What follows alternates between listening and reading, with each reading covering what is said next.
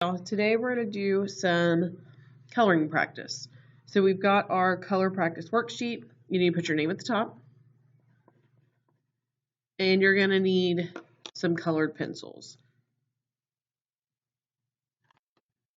All right, so let's start with the sad face and the happy face. All right, so sad face, this is going to be what we're not going to do.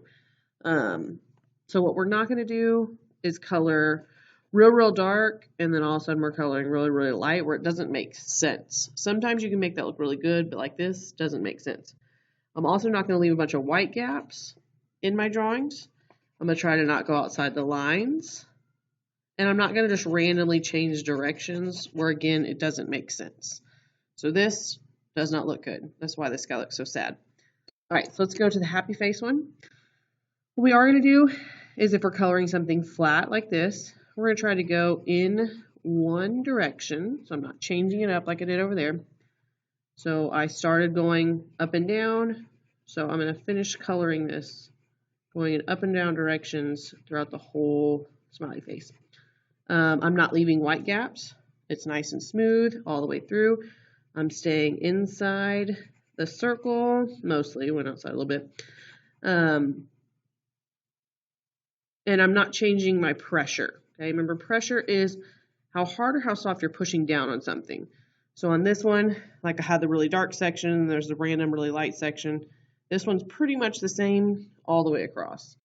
And if I wanted to, I could color in the eyes. But that makes sense. That little spot doesn't make sense. All right, so what we're going to do here is kind of practice changing our pressure. That was one nice, smooth, consistent pressure. What we're going to do right here is change it. So we've got dark and we've got light. So I'm going to have dark over here. And then I'm going to go across, and as I get towards that light side, I'm taking that pressure off my pencil, and I'm going to make it a little bit lighter as I go.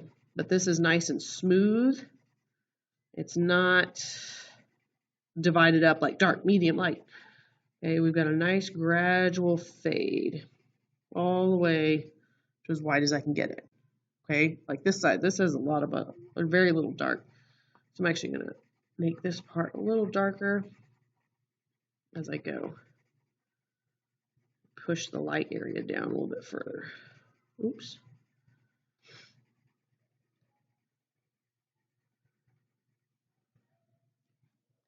All right, so I've got dark, faded it to light. All right, let's look at this flower. And what we're going to do, and I'm not going to do the whole thing. You're going to color all of yours, but I'm just going to get a little bit just so you know what I'm talking about. Anytime there's overlapping, we're going to have some shadow, and it's going to get a little bit darker. So again, in these big sections, I'm going to color nice, one direction, even pressure. It's nice and smooth area. But this petal, it's on top there. So it would be creating a little shadow. So I can make it a little darker underneath there. Same thing.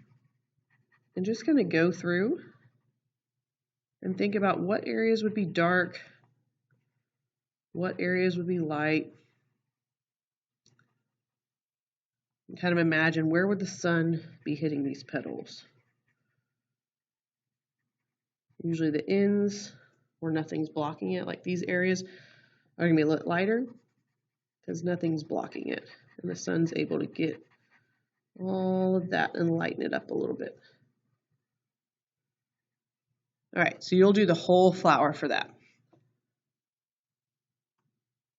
All right, and then if you come to the curtains, so this is like pretty flat, but I don't want it to look this flat. I want it to look like it has some dimension.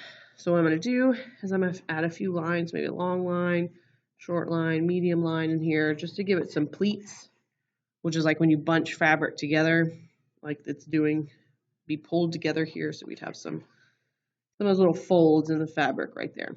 All right, so anytime it folds, it's going to be darker, and then it's going to fade out to lighter. So dark, fade to lighter. Oh, it got dark there, fade to lighter, dark, fade to lighter. So it's going to be really dark where it's bunched. And then these top parts, the fabric spread out. It's all getting light. Not a lot of shadow created up there. so it's nice and smooth. Same thing down here where shadows being made, where all that fabric's bunching, be a little bit darker, and where it's nice and spread out, it's gonna be a little bit lighter. And you'll do the same thing to that curtain. All right, last thing is the t-shirt, which basically just like we did with the curtains. It's got, anytime there's overlapping, it's darker. Anytime it's nice and smooth, it's going to be a little bit lighter. So we've got these folds of fabric here. So darker, and then it fades to lighter. Another fold, a little bit darker there, and then fade to lighter. And the rest of it, I'm trying to use consistent pressure, not change my direction too much. If you do change your direction, which is fine, like I just did there a little bit, make sure it makes sense. You don't want it to be super drastic and you can tell. Like on mine, I was coloring this way and then I switched it over, but it's not super noticeable because I'm keeping my coloring pressure consistent, which is the same, and I'm not leaving a bunch of white gaps and things like that, because we don't want the focus to be every single line that I'm coloring. We want it to blend nice together.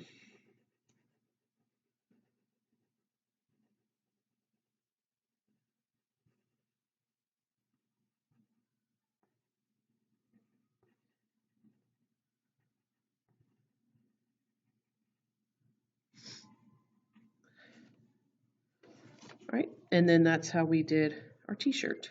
Okay, so this is just a quick coloring reference on how to go dark to light and make sure coloring nice and smooth, not leaving white gaps and not changing direction. So make sure you're applying that to your project, not only this week, but for the rest of the year.